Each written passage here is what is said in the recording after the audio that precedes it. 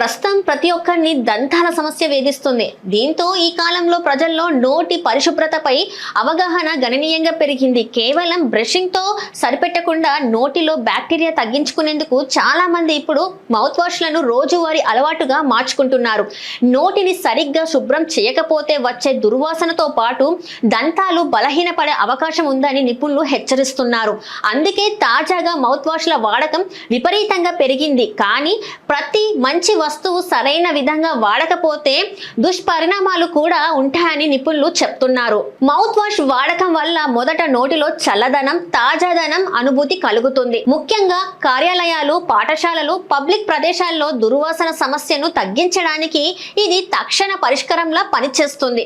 నోటిలో ఉండే హానికర బ్యాక్టీరియాను తగ్గించడం ద్వారా దంతాలు పుచ్చిపోకుండా కాపాడడంలో ఇది సహాయపడుతుంది. పైగా ఫ్లషింగ్, బ్రషింగ్ చేసిన తర్వాత మౌత్ వాష్ వాడితే నోటి పరిశుభ్రత మరింత మెరుగ్గా ఉంటుంది. అయితే ఇదే మౌత్ వాష్ తప్పుగా లేదా అధికంగా వాడితే సమస్యలు మొదలవుతాయి.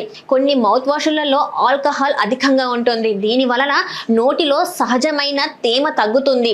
దీర్ఘకాలం వాడిన వారిలో నోరు పొడిబారడం, తాగిన నీరు కూడా సరిపోక దాహం పెరగడం, చిగుళ్ళ సున్నితత్వం అధిగమించడం వంటి సమస్యలు ఎక్కువగా కనిపిస్తూ ఉంటాయి. అంతేకాదు నోటి సహజ రుచి మారిపోవడం, దంతాలపై మచ్చలు ఏర్పడడం కూడా రసాయన ప్రభావంతో జరుగుతుంది. దంత వైద్య నిపుణుల ప్రకారం మౌత్ వాష్ వాడే ముందు దాని లేబుల్ని చదవడం తప్పనిసరి. ఆల్కహాల్ లేని, తక్కువ గాఢత కలిగిన ఉత్పత్తులను ఎంచుకోవడం ఉత్తమమైన పని అని సూచిస్తున్నారు.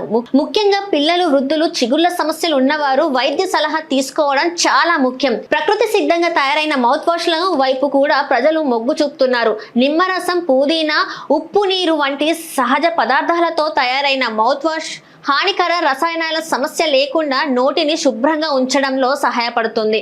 ఇది చక్కగా, సులభంగా ఇంట్లోనే తయారు చేసుకోవచ్చని నిపుణులు చెప్తున్నారు.